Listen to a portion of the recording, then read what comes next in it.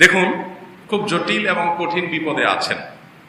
এর জন্য সর্বপ্রথম কাজ হলো আল্লাহ তাআলার দিকে কায়মনোবাক্যে রুজু হন, আল্লাহর দিকে রুজু হন, ইস্তিগফার করে, ক্ষমা প্রার্থনা করে, তওবা করে সালাতে দাঁড়িয়ে যান।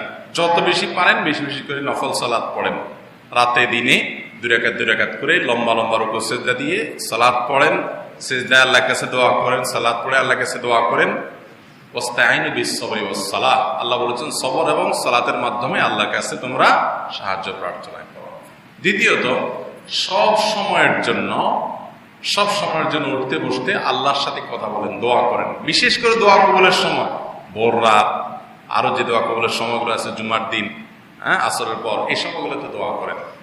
আর তৃতীয়ত, কিছু কমন দোয়া আছে, এগুলো বেশি বেশি পড়েন। যেমন ইস্তিগফার বেশি বেশি পড়েন, আস্তাগফিরুল্লাহ আল্লাযী লা ইলাহা ইল্লা হুয়াল হাইয়ুল কাইয়্যুম ওয়া আতুবু ইলাইহি, আস্তাগফিরুল্লাহ ওয়া আতুবু ইলাইহি, আল্লাহুম্মা আনতা রাব্বী লা ইলাহা ইল্লা আনতা। ইস্তিগফার বিপদ দূরের জন্য সবচেয়ে কার্যকর আমল। আর ইস্তিগফারের পাশাপাশি আরেকটি আমল করেন, সেটা হলো দুরূদ। দুরূদও মানুষকে বিপদ থেকে উদ্ধারের জন্য সহায়ক ভূমিকা পালন করে, হাদিসে সুস্পষ্ট আসছে। যেন বেশি বেশি দুরূদ পাঠ করেন, যে কোনো দুরূদ, আল্লাহুম্মা সাল্লি আলা মুহাম্মাদ ওয়া আলা আলি মুহাম্মাদ, নামাজে যেটা পড়েন।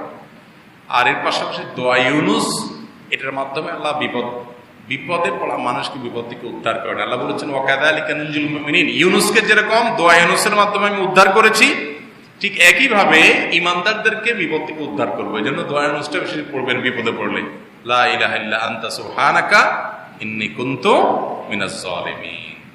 এর পাশাপাশি তিনটা নাম ধরে ধরে আল্লাহকে ডেকে ডেকে দোয়া করবেন। যেমন ইয়া যাল জালালি ওয়াল ইকরাম, ইয়া যাল জালালি ওয়াল ইকরাম বলে দোয়া করলে দোয়া কবুল হয়।